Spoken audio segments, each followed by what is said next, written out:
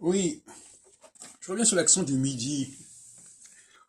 Je viens d'écouter quelqu'un qui dit maintenant, maintenant. Non, on ne doit pas dire maintenant, on doit dire maintenant. Pourquoi? Parce que le français, le génie du français, c'est de séparer les consonnes et les voyelles.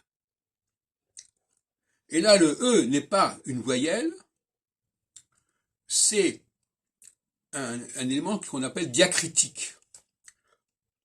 Et il doit agir sur les autres lettres, mais pas lui-même. Pas en tant que, c'est pas lui-même qui va s'agir, il va agir sur les autres lettres. Et si j'enlève le E de maintenant, j'ai maintenant. Et donc, j'ai deux consonnes, le T et le N, qui sont réunies, qui sont jointes. Et ça, c'est tout à fait intéressant au niveau de la recherche de musicalité, en quelque sorte, du français. Donc maintenant, c'est grossier, parce que maintenant, ça veut dire qu'il y a le T, et puis le N, et puis voilà, et puis le E qui sépare les deux. Et ça, c'est tout à fait contraire au français. Donc il faut arrêter ce genre de plaisanterie. De la même façon qu'il faut aussi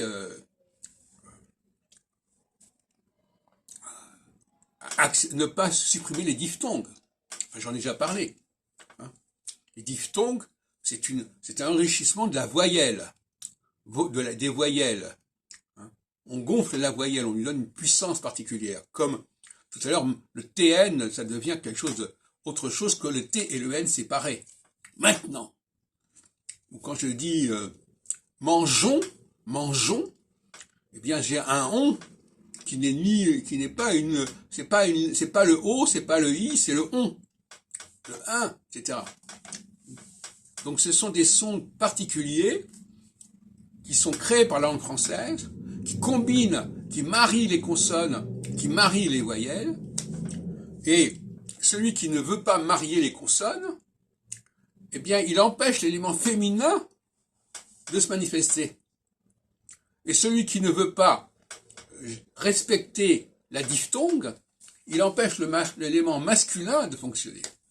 Et je disais dans une autre vidéo que dans un orchestre, les consonnes, ce sont les cordes, les violons, les violoncelles, les altos, etc., les contrebasses, et les voyelles, ce sont les vents. C'est-à-dire que les instruments à vent, le hautbois, le basson, la flûte, et les trompettes, les corps, etc.